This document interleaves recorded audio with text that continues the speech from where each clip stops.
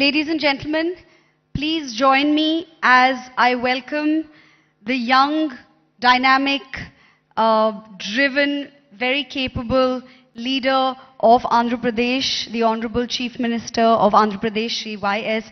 Jagan Mohan Reddy Garu, who works tirelessly for his people, not resting a moment to celebrate what has been achieved and moving on effortlessly to the next endeavor for the betterment of the state of Andhra Pradesh and thereby the well-being of the people of Andhra Pradesh.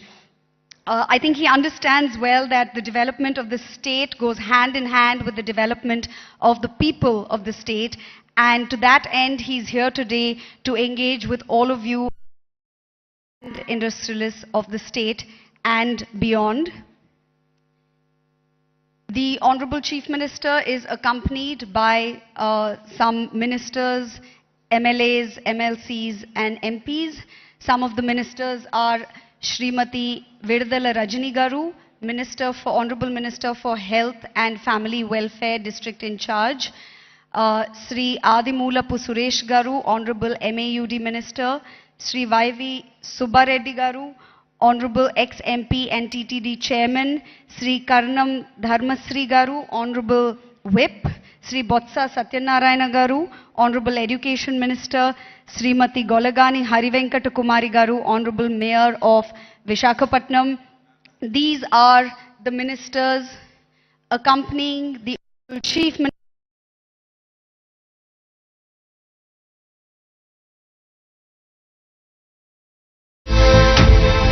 for the development of the state and thereby for the development of the people of Andhra Pradesh.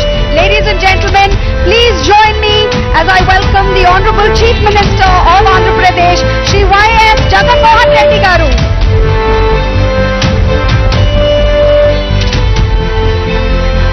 Thank you very much, sir, for joining us. On behalf of the people of Andhra Pradesh and on behalf of all the industrialists, the industry leaders, business leaders and entrepreneurs who are gathered here today, I would like to thank you for creating an atmosphere for both development and dialogue, of which was born the Development Dialogue of Andhra Pradesh 2024. May I request you, sir, to please engage with the audience and tell them more about this initiative in your own words.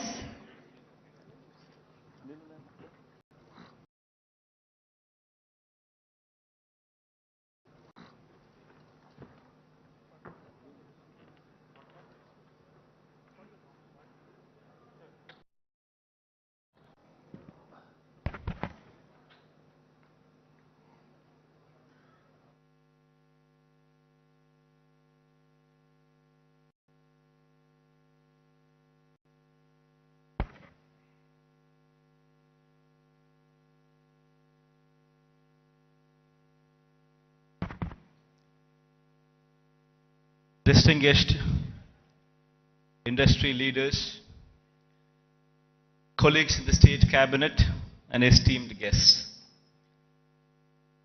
I think koncham Telugu, koncham English, I think I'll go together. Target audience is just not some of the people present here. But I'd like to take this message all across the state of Andhra Pradesh. So a little bit of a mix and balance between English and Telugu would be the pitch that I would be taking. I'm happy to welcome you all to the Vision Visakha program. In fact, today all of us are gathered here to discuss about what Visakhapatnam means to all. Why does the state need Visakhapatnam? It's indeed a fact. Post-bifurcation, the successor state, that is the current state of Andhra Pradesh, has rendered a more an agrarian one. In fact, if one were to compare the figures of what the average contribution of primary sector into GSDP were to be at the national level when compared to the agriculture sector, we would come across a figure of 17 to 18% at the national level. Whereas when it comes to our state, we're talking about a figure of 35%. On one side, it is a projection that we are an agrarian state. But on the other side, it poses a challenge that no state can survive with these numbers until and unless the secondary and the tertiary sectors grow. And the contribution of the primary sector, that the agriculture sector, comes down. That means the growth should take place in such a way that the secondary sector and the tertiary sector continues to grow in a much faster pace than the agriculture sector. Only then we would be in a position to address the challenges that are posed. Only then you would see better growth rates. Only then you would see a situation where you can talk about economic boost. In fact, so much so is the challenge posed by the bifurcation that in fact we have lost out on Hyderabad.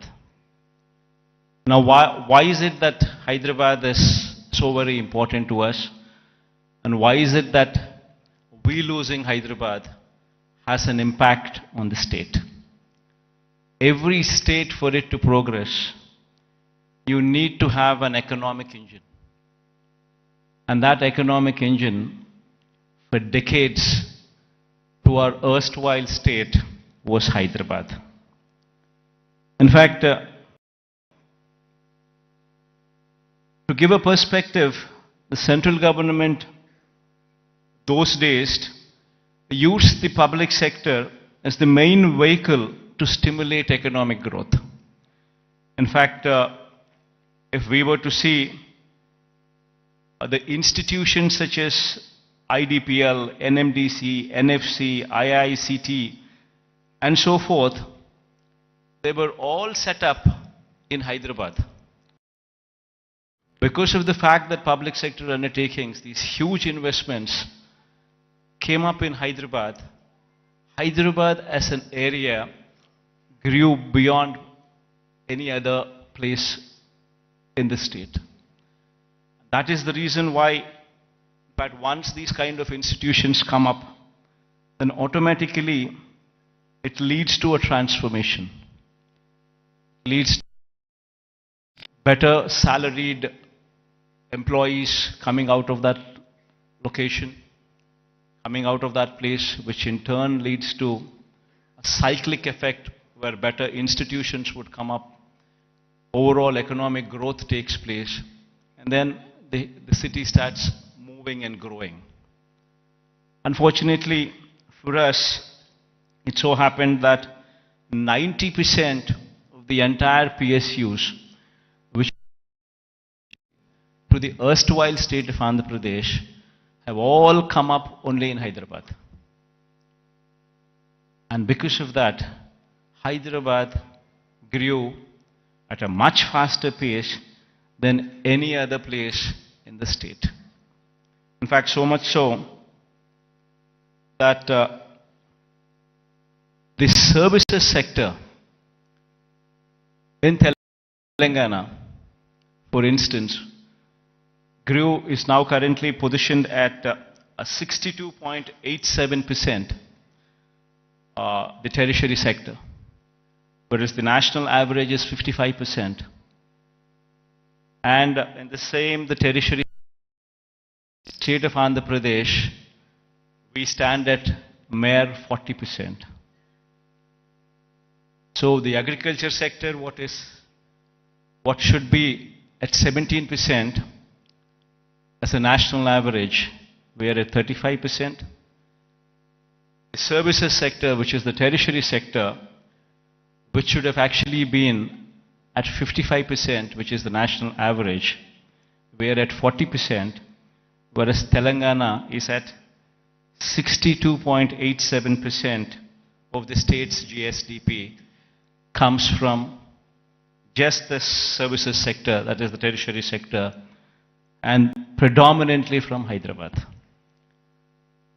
So until and unless you have a similar kind of situation, the Andhra Pradesh's economy, we will never see the services, the rise of the services sector. It's only the manufacturing sector that is, we are on par with the national average, which is 25%, which is the secondary sector. But there is a huge thrust that should be put in the tertiary sector, which should grow leaps and bounds, which is the services sector. And our dependence on agriculture gradually should come down, per se not meaning to say that the growth should come down. The growth in agriculture sector is per se not much. You do not see the kind of numbers what you see in the services sector. So it's very important for any particular state to grow. It's very important that the secondary sector, that is the services sector, that is the tertiary sector, should grow leaps and bounds. In fact, owing to this reason, the per capita income of Andhra Pradesh, if one were to compare with Telangana, is only 2,19,518. When compared to the figures of those in Telangana, you would see 3,12,398 for the year 2022. This is the per capita income. Predominantly it is coming from Hyderabad. The reason why I'm saying this is, we would have to have a balanced growth. We would have to harness the strengths that we have.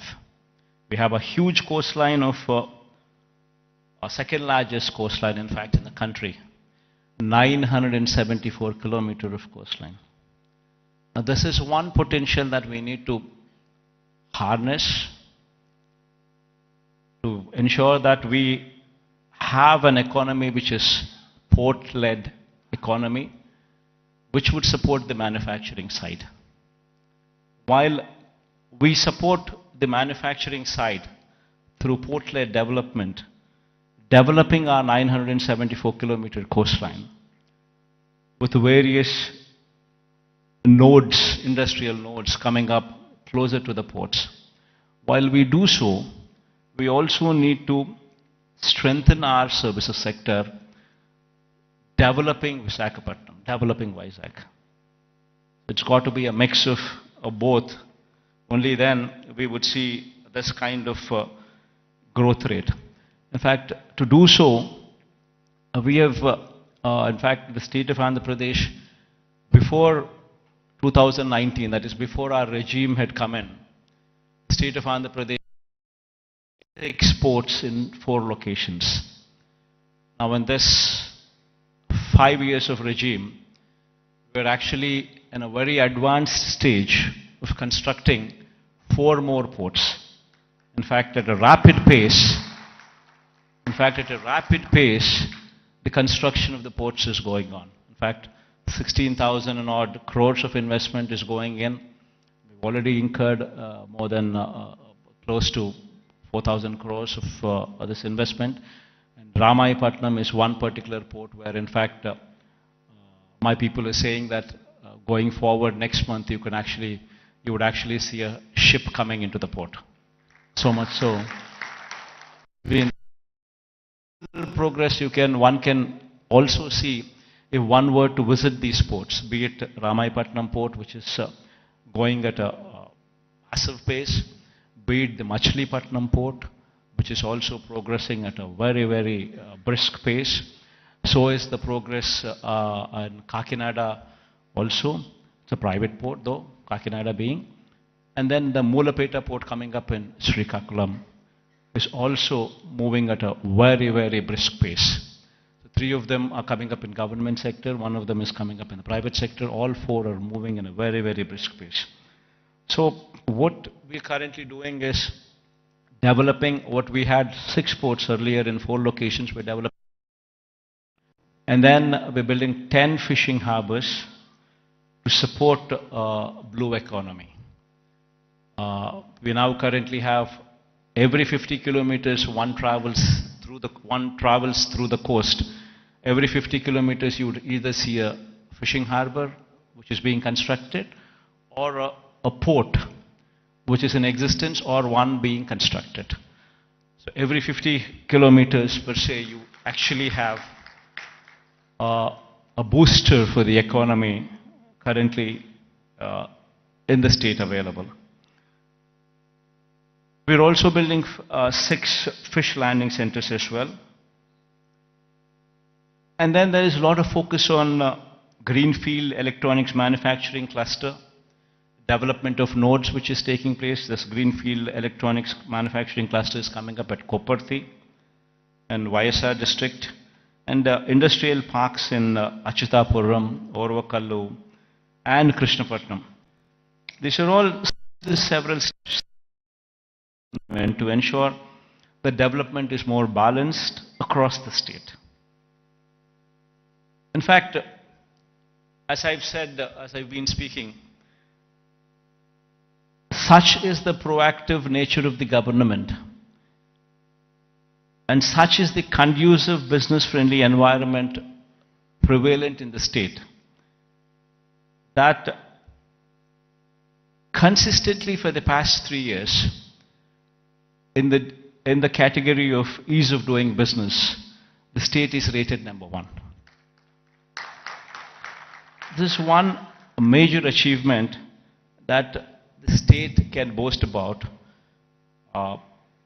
trying to showcase that we per se are very friendly to environment, very friendly to industries. Now, having said that, it has attracted almost 13 lakh crores in the Global Investors Summit, which we concluded last year. 352 MOUs were signed, an employment potential of close to 6 lakhs. And at a brisk pace, these MOUs are being translated into reality. In fact, out of 352 MOUs that we have actually signed, in fact, 39% of these MOUs have actually translated into actual commissioning of the plants. So at a brisk pace, these things are happening, and we have also, the economy per se, if one were to look at it, just doesn't come with only the elite or the aloof or the big manufacturing sector alone coming up. It's got to be a mix of everything. In fact, so much so that I would say that the state government has implemented in these 5 years several welfare programs, orienting them towards sustainable self-employment. In fact, every scheme of the state government, if one were to notice the schemes, especially the welfare schemes, one would be surprised to see what kind of a transformational bearing these schemes have. To begin with, everything is DBT, direct benefit transfer, where there's no middleman in between, where everything is transparent and there's no corruption there. Now, having said that, every scheme is hand-holding women. So much so that every scheme is translating. Say, for instance, I speak about Cheyuta as one particular scheme.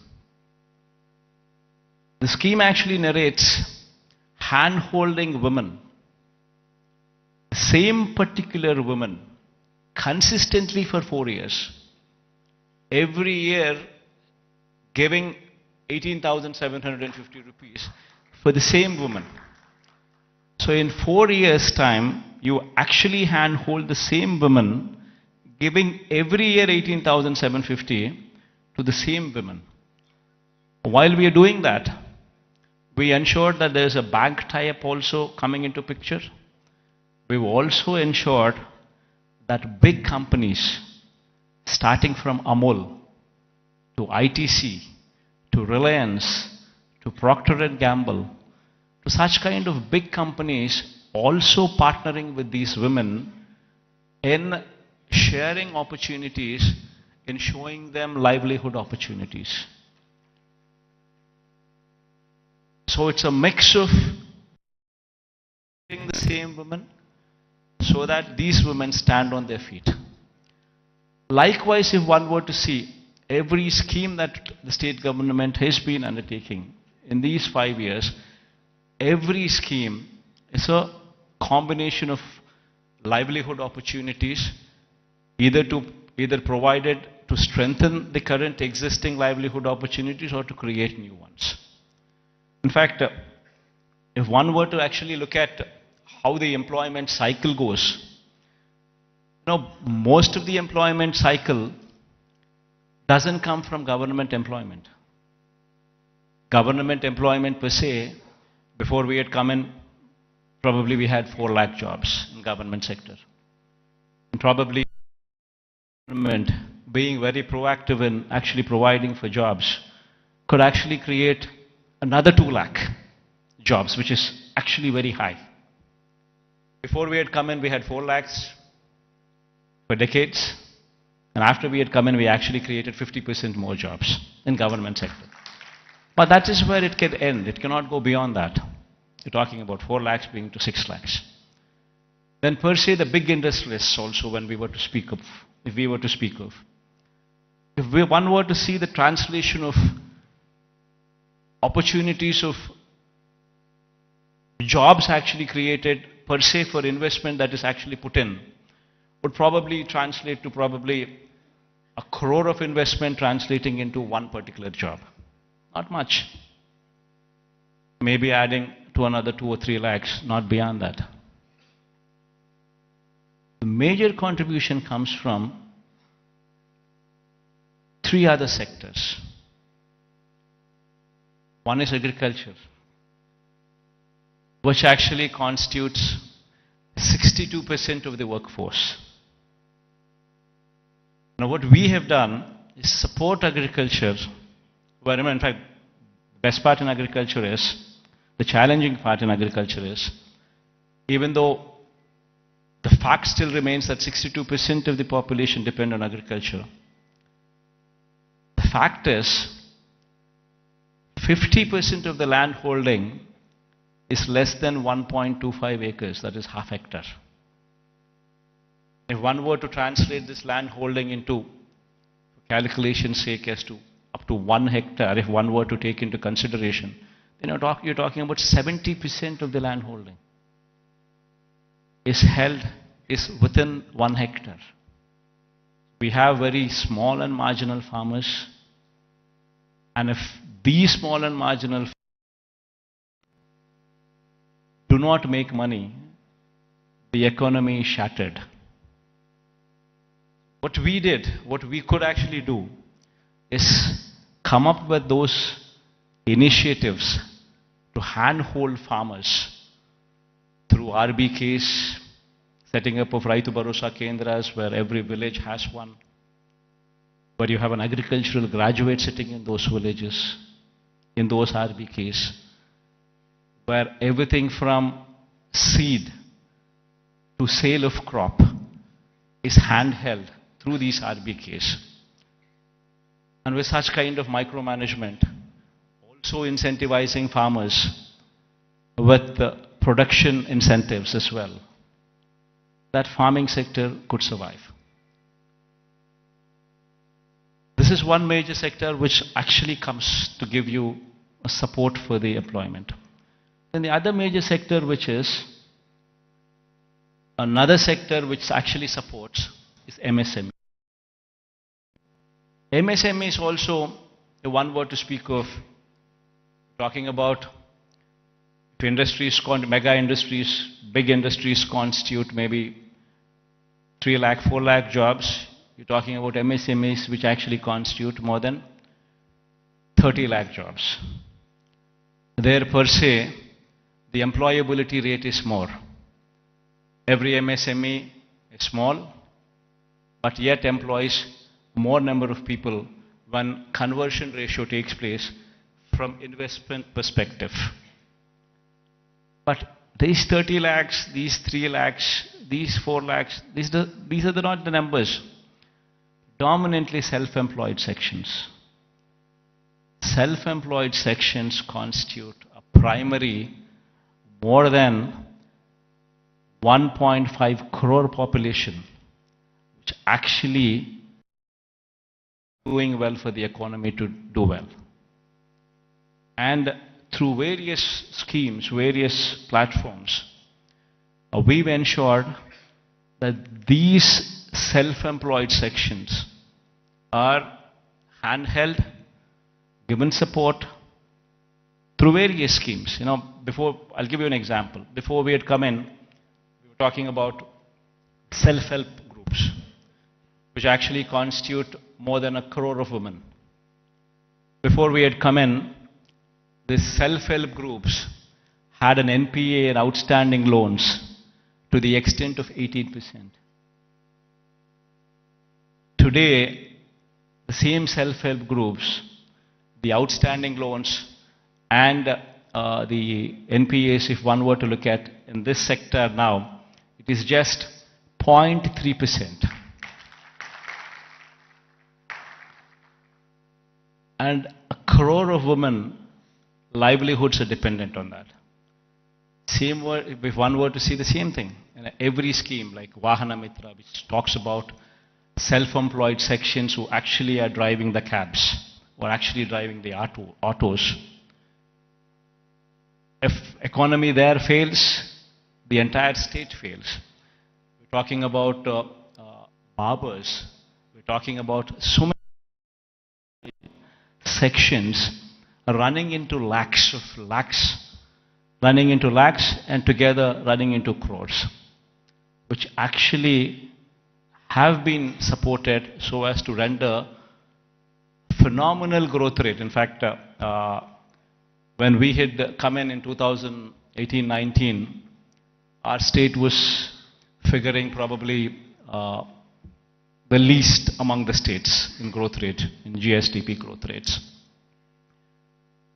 The last year numbers, if one were to say, we are figuring in top 5 states in the country. If GSDP growth rate were to be figured in. Similarly, every initiative that we've taken in supporting every sector, the MSMEs for instance, our state can boast about that we had ensured that timely MSME incentives were given even during the times of COVID. That actually protected the MSME sector, so much so that today the kind of growth that we have seen in MSE sectors was so unprecedented in the state of Andhra Pradesh. In fact, the reasons have resulted in the state's manufacturing GVA, when viewed as a percentage of India's manufacturing GVA, increasing to 4% during 2019 to 24 from the corresponding figure of 2.9% during 2014 to 19. That was the previous regime. That is the kind of GVA contribution. State's manufacturing GVA to a percentage of India's manufacturing GVA, if one were to compare. We're actually contributing 4% now versus in the previous regime, contributing to only 2.9% in those days. As I've said, the state's services sector contributes to only 40% of the state's GVA. when compared to the national average of 55% and when compared to Telangana's state's average of 63%. Now, this is a position that was occasioned by the state's bifurcation that has deprived Andhra Pradesh of Hyderabad city and the economic benefits associated with it. Now, how do we bring about a change that would actually help boost the state's economy? Now, what do we do about Vizag? Now, how do we boost Vizag's growth story so that ultimately we come across a situation where at least 10 years down the line, starting today, at least we compete with Hyderabad or we compete with Bangalore or we compete with Chennai. So what exactly does Vision Vizag, Vision Visakha mean? So until and unless we think in those terms, until and unless we have passion for this particular place, for this particular city, this vision can never be visualized, can never be obtained, can never be realized. A lot of people, in fact, when I speak of these words, when I say the first thing what anybody should be doing is to come and stay here as a chief minister. If I were to say this, unfortunately we have an opposition in the state. We all and also a negative media with vested interests who support the opposition. I think many of you also are aware of it. That they make such a hue and cry that, in fact, that we shifting over to Vizag, they try to make an issue out of it, saying that somebody is coming to Vizag because they want to grab the lands here. They want to do that, they want to do that. And these kind of stories shamelessly are written, shamelessly are projected. And all for what? So they don't want the chief minister to come here. They go to the court, court cases are filed. All for what? They don't want chief ministers to come here. Now why? Because if the chief minister comes here, will grow. Because there's ownership which is going to come for this area. There will be a christening of the city as executive capital.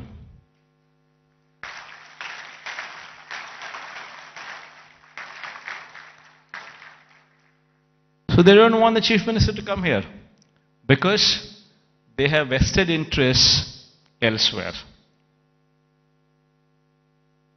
They bought land before the capital could be announced elsewhere. Thousands of acres in private hands, Benami lands. And they're all scared. The moment this becomes the executive capital, the land rates there would further plunge. And because of this vested interest, today, Vizag has taken the beating. So going forward, I'm here to assure everybody here that there would be changes, because this is inevitable.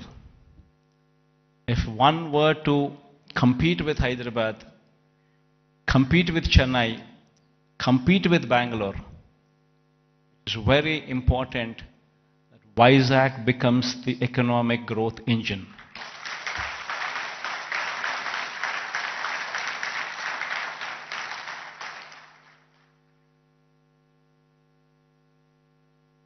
That is, in fact, if I were to have any vested interest, probably I would be speaking about Kadapa.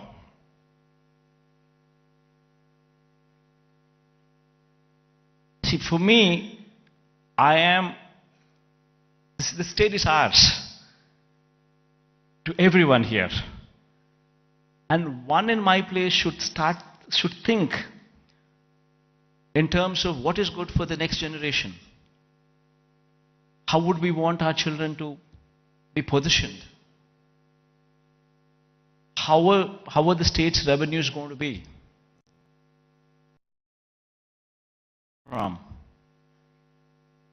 And how exactly can we boost these revenues to support the growth of Andhra Pradesh? If we do not think like this in terms of growth for Vizag, then who would think? If the vision of the leader is wrong, if the vision of the leader is negative, then Vizag today, unfortunately, only person standing for Visakhapatnam as executive capital is only me.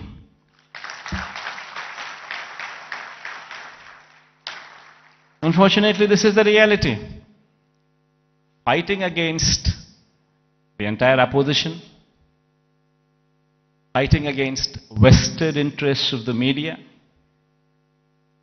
everybody wanting that Visakhapatnam is not declared as executive capital.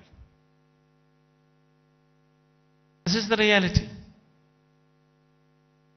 Everybody should keep this in mind, understand this reality. Now, moving further,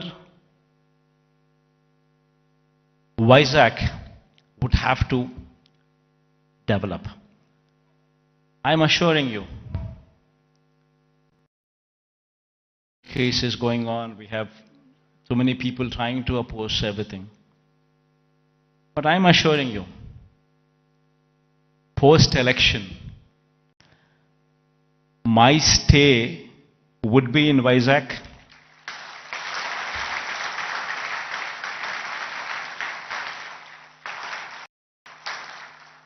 In fact, my swearing-in ceremony also would be in Vizag.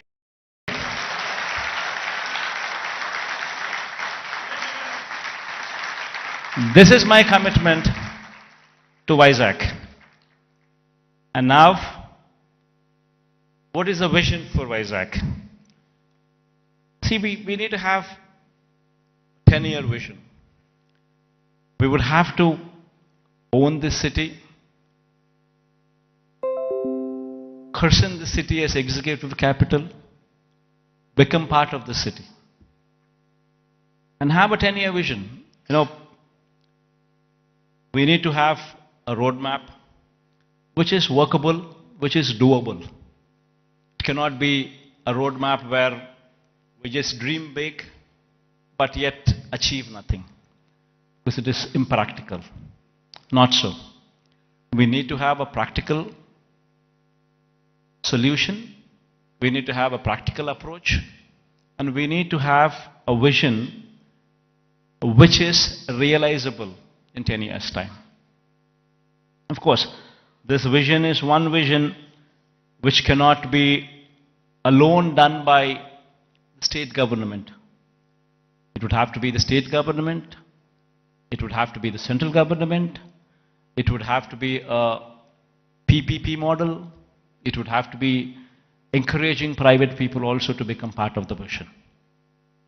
All these people become part of this vision, only then we can realize Vizag is the next competitor in a decade's time to Hyderabad, Bangalore or Chennai. In fact, why I was opposed to the idea of having Amaravati as a capital. There is nothing against it. In fact, I'm one person who advocates the view that Amaravati should also have a legislative capital. In fact, I'm also one person who advocates the view that Kurnool should also have a judicial capital. Nothing against it. But then, the fact of the matter is, Amaravati is on a virgin land. 50,000 acres of barren land. Nothing there. And according to them, just to provide for the basic infrastructure, that is these roads, the water, electricity, and these kind of basic infrastructure alone, according to their own calculations, with the DPR that they have produced, costs almost 2 crores per acre, which is on a 50,000 acres of barren land. If one were to just lay these basic infrastructure requirements put in place, we're talking about 1 lakh investments, 1 lakh crores of money, which would have to be put in before any buildings could come up, or before we could talk about anything else other than the basic roads or the basic electricity or the basic water or the basic stuff. Now per se, does anybody have 1 lakh crores to be pumped in? And if this 1 lakh crores were to be pumped in today, it's going to cost 1 lakh crores. But if this 1 lakh crores would be pumped in maybe in 20 years' time, presuming 5,000 crores of outlay every year, approximately, what one could actually probably afford. So there's nothing there. Then you're talking about 20 years. Then in 20 years' time, 1 lakh crore probably would become 7, 8 lakhs or 10 lakh crores. The expenditure, what you thought about as 1 lakh crores today, in 20 years would actually be 10 lakhs, 15 lakhs. Probably the net present value calculations of probably 1 lakh crores 20 years down the line would probably be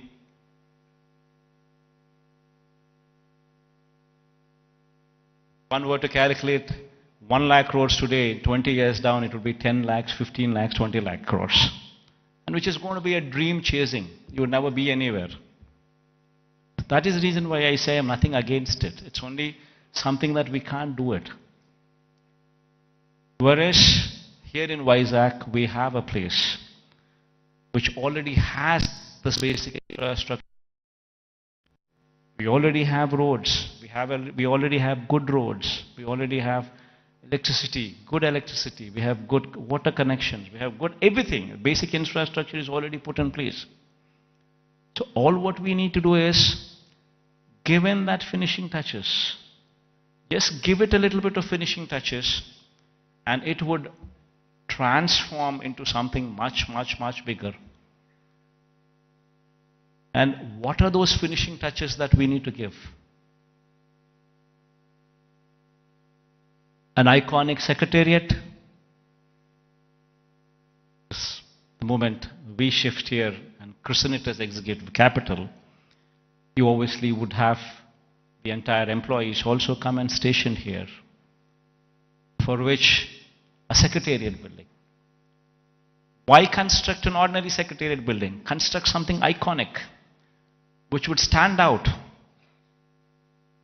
which would attract the entire country to see. An iconic secretariat, an iconic convention center.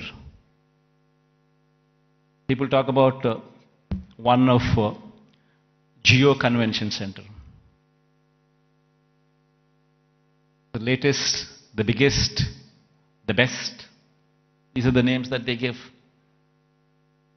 If we have something like that, not much of a cost. Why can't we have one here so that the entire world, entire country looks up? Iconic stadium. There's one in Ahmedabad. Investment is probably 800 crores, 1,000 crores. Not much of an investment. But the entire country talks about it. Entire country talks about that stadium. And whensoever a match is played between the countries, that stadium is glorified. It is spoken about by the entire country entire world sees that stadium. All these that I speak about are iconic. All these, if they were to be commissioned, would actually pitch Vizag on the global scale, would draw eyeballs not only of the country but the whole world to actually look at Vizag.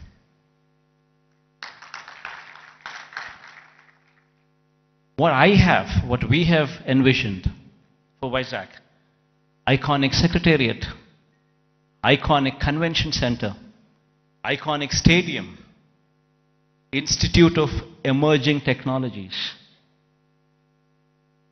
One beautiful institute wherein the talent for any emerging technologies is tutored here. If our students could be given that kind of skills, tutored here, this would be positioned as something else. We have the Bhogapuram International Airport coming up. At a very brisk pace, the work is happening. And within the next 15 months or 18 months, this project would actually see the light of the day. It's moving at a very brisk pace. Then connectivity to the Bhogapuram International Airport. A 6-lane beach corridor road with beautiful green lawns on either side of the roads. 6-lane road to Bhogapuram International Airport. They're talking about a metro rail. Our Vizag is probably the only metro, I guess, which does not have a metro rail. So getting funds for metro rail per se, I don't think it's that difficult. Because it might cost another 40, but 60% of the funding comes in PPP model by the developer. Another 40% is to be shared by central and the state government. Central shares 20%, state shares 20% of the 14,000 crore investment. Of course, we are pushing for the entire 40% to be borne by the central government. That's a different story. But even if that doesn't happen, we're still talking about 20% contribution from the state government. And then you could actually see a 14,000 crore metro rail project also take off.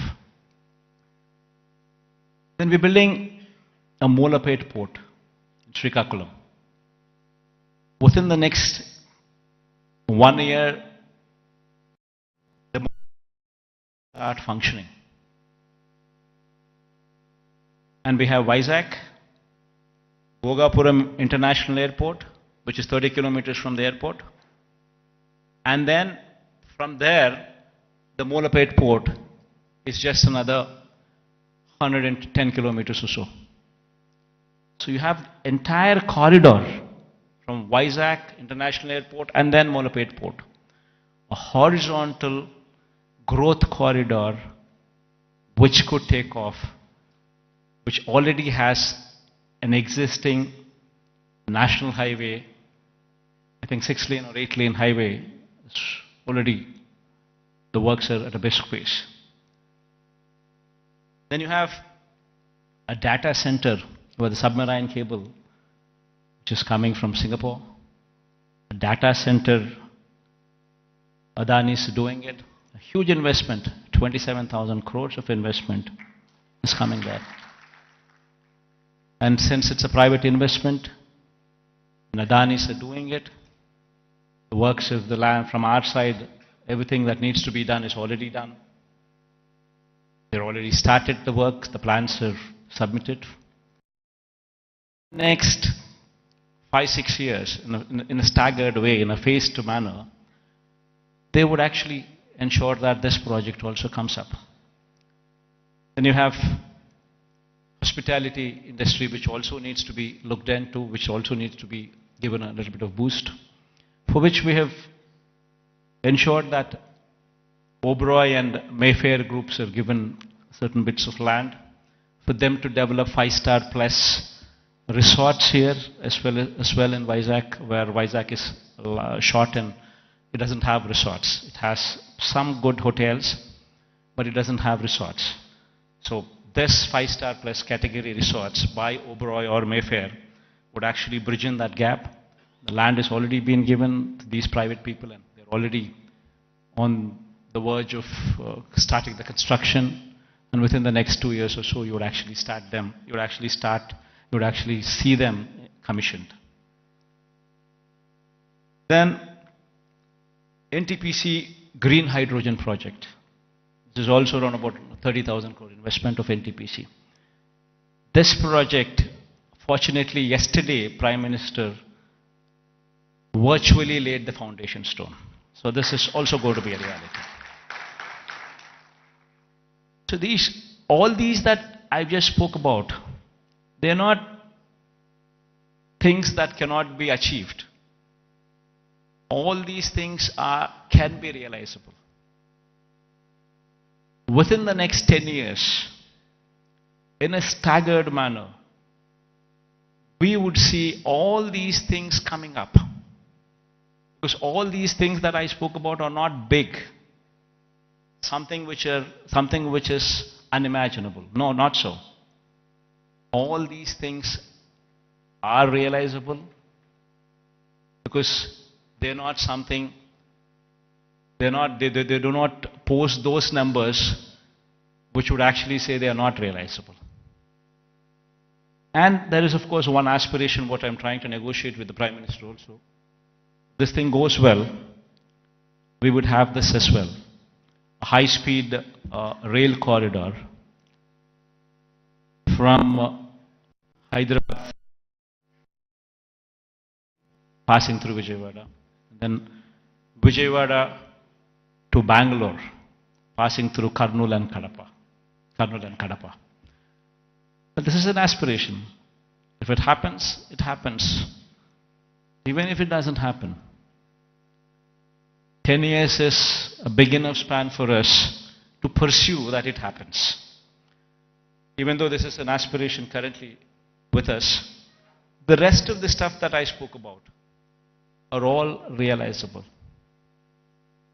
So with all these things coming up in Vizag, and the Chief Minister coming and stationed in Vizag, it would attract a lot of people to come and settle down in Vizag as well. And Vizag in 10 years' time, with all these iconic buildings taking shape, would actually compete with the best in the world, with the best in India, definitely for sure. In fact, my people have gone ahead and given a presentation to this effect. We can all watch, myself included. I'll also be sitting with you on the other side. Let's share the officials also for actually putting in this kind of energy and effort, because it takes a lot of passion to actually be involved. What needs to be done for Vizag? How do we do it? And it takes a lot of passion. In fact, when I was asked to come here, I said, fine. Because looking at their passion, I wanted to encourage them as well. And I also wanted to give a kind of confidence to the people of Vizag in particular, that yes, Vizag, in spite of all the difficulties and hurdles that were posed, we will prevail, we will survive, and we will bounce back, is what the final message would be. Thank you all for patient hearing. I hope that we all share this dream and it will be realized at the earliest. Because I can't repeat the whole thing in Telugu. I tried, but then I thought again I'll deviate. Maybe some other occasion in Telugu. Maybe some other occasion in Telugu I would do so.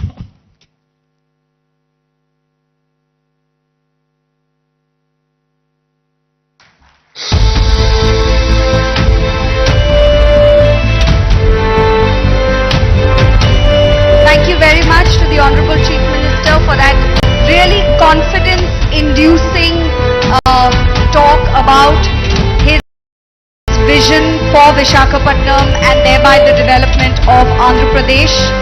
Truly, truly confidence-inducing. Very, very inspiring. Thank you very much, sir, for the confidence-inducing talk on your vision for Andhra Pradesh.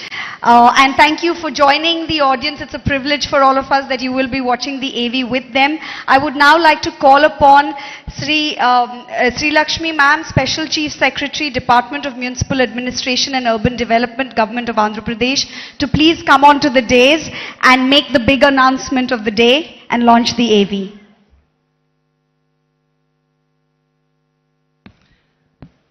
I thank the Honorable CM for his brilliant address on his vision for the development of Andhra Pradesh and Visakhapatnam. As part of the development roadmap of the state, we now present the development plan for the next 5 years for Visakhapatnam and its hinterland, a magnificent film titled Vision Visakha. The film encapsulates the plans for the development of Visakhapatnam by the government by partnering with the private sector, by facilitating the private sector to grow, and also by taking up various schemes by the government. Honorable Chief Minister and august members of the audience, I now present to you Vision Visakha.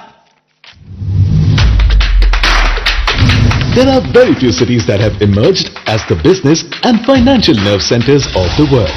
New York, London, Frankfurt, Dubai, Hong Kong and Singapore have established themselves as prominent global centers for commerce and finance. In India, Mumbai on the west coast has emerged as a major business and financial center. However, its rise has now been constrained by overpopulation, lack of ease in doing business, infra congestion and limitations in real estate.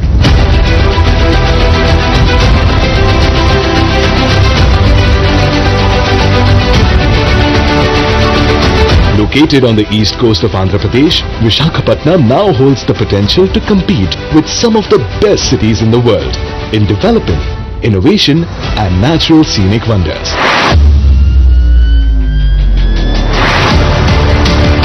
Rightly assessing the potential of Visakhapatnam to become a global cosmopolitan city and the enormous opportunities for it, Andhra Pradesh Chief Minister Shri Y.S. Jagan Mohan Reddy has conceived the outstanding Vision Visakha.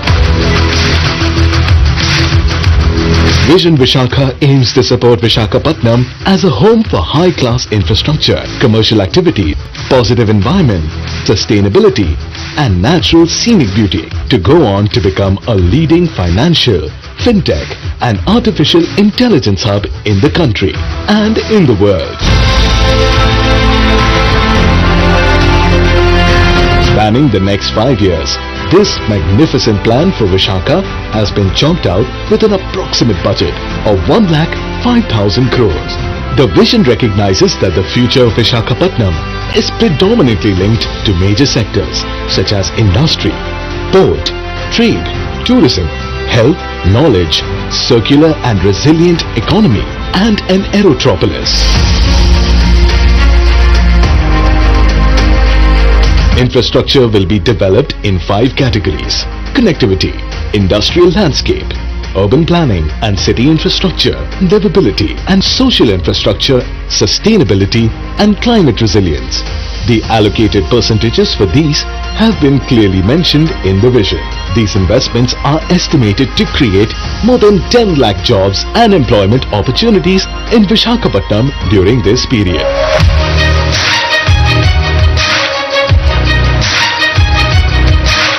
Connectivity infrastructure projects in relation to national highways include 12 flyovers, 6-lane beach corridor, 6-lane road from Sabavaram to Sheelanagar, and road construction projects from Sheelanagar to Visakhapatnam port.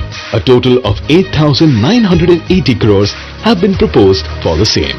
With respect to the road network, a total of 12 projects including new roads, widening of roads, footpaths, facilities at junctions, pedestrian requirements, alternative route to Simhachalam, rail overbridge, bus shelters and more have been proposed with an investment of 1,906 crores.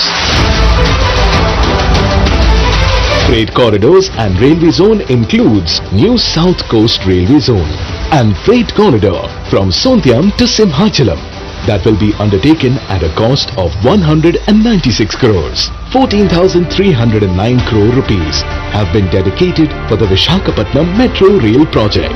To secure a solid connection between Visakhapatnam and the world, Shri Y.S. Jagan Mohan Reddy has laid the foundation stone for Bhogapuram Airport with a budget of 4,727 crores. A total of 33,080 crores have been allocated for over 30 projects in Vizag region, including 20,225 crores for the establishment of NTPC Hydrogen Park.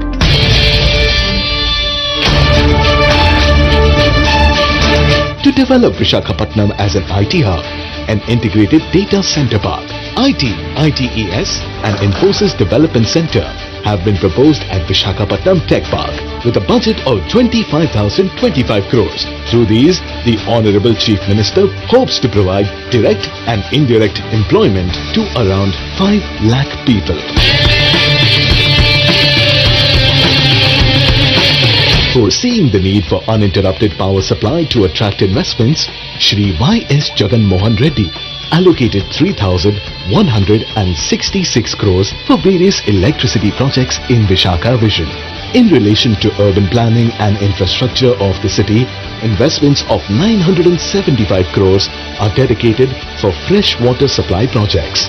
1,550 crores have been proposed for an underground drainage project and 153 crores are allocated for the development of stormwater drains in the city. As far as livability and social infrastructure is concerned, 100 parks will be taken up with 50 crores for the recreation and health of the citizens.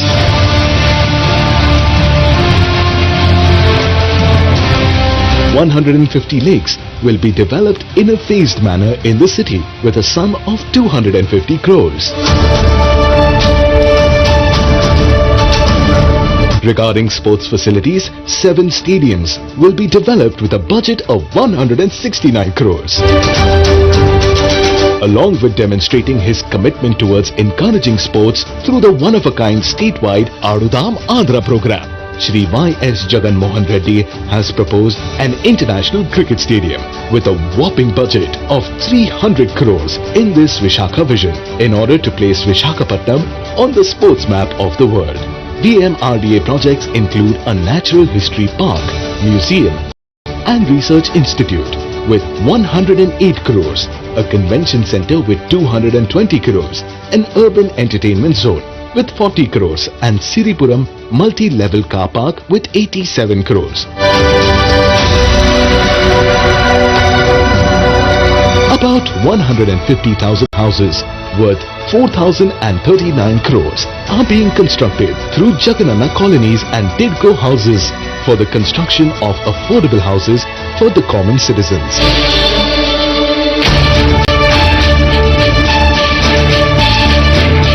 Visakhapatnam has unlimited opportunities in the tourism sector. With more than 30 beaches to attract tourists, there is no area better than Visakhapatnam for tourist development. Visakhapatnam owns tourist attractions that are proposed to be developed with around 1,500 crores. Apart from that, major star hotels like Oberoi, Mayfair will also be facilitated to attract global tourists to the city.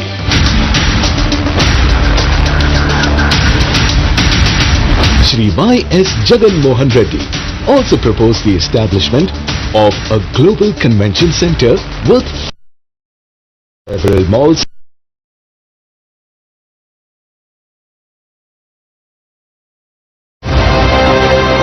under the infrastructure for Eco Vizag, Clean Energy. 178.22 crores have been proposed for the development of Nagar Vanalu, Mudassarlova and Meghadrigadda floating solar plants, 2- and 3-wheeler electric transport projects. Chief Minister Y.S. Jagan Mohan Reddy's impeccable foresight resulted in a magnificent mission to develop Visakhapatnam into a global city with spellbinding amenities.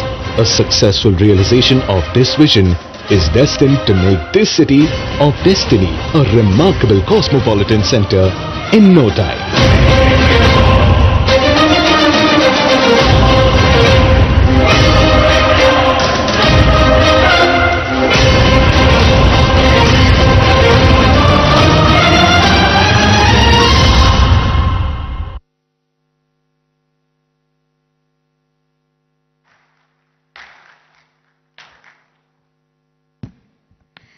That was a comprehensive roadmap presented to you, taking into consideration connectivity, livability, social infrastructure, urban planning, industrial growth, sustainability, and climate resilience.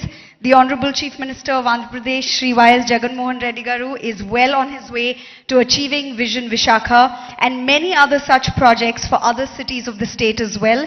He has already unveiled projects worth more than 1,500 crores, as you saw in the audiovisual presentation. To serve as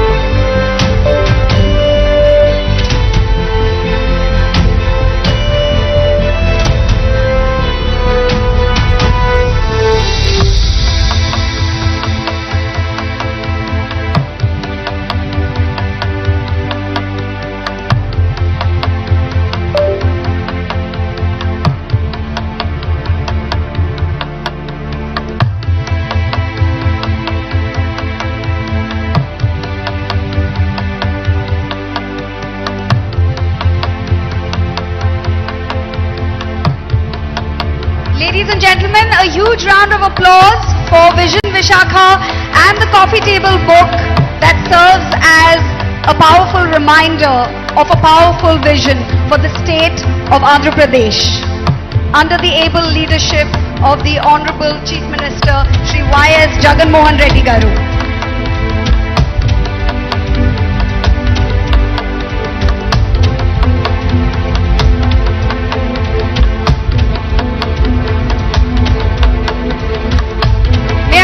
The audience to give us a huge round of applause for this ambitious vision, Visakha.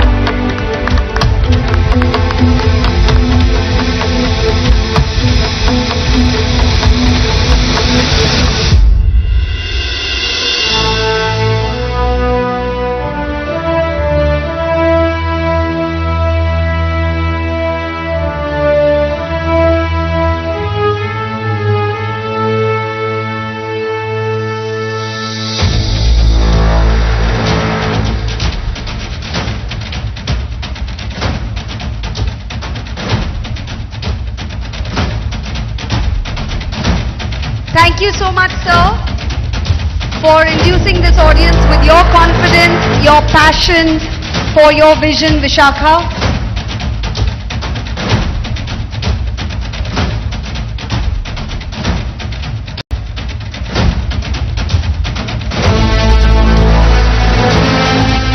That's going to be the iconic secretariat.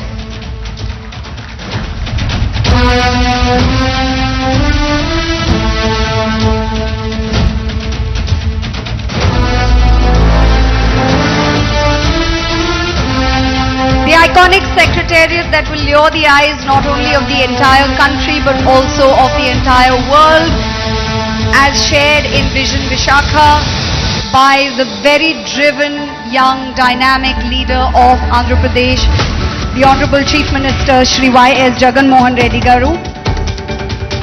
I would also like to thank Shri Budimuttiala Naidu Garu, Deputy Chief Minister of Andhra Pradesh, Shri Gudivada Amarnath Garu, Honorable Minister of IT and Industries, Srimati Vedadala Rajani Garu, Honorable Minister of Health, District in charge, Shri Adimulapu Suresh Garu, Honorable MAUD Minister, Shri Y.V. Subbareddy Garu, Honorable MP of Rajya Sabha, Shri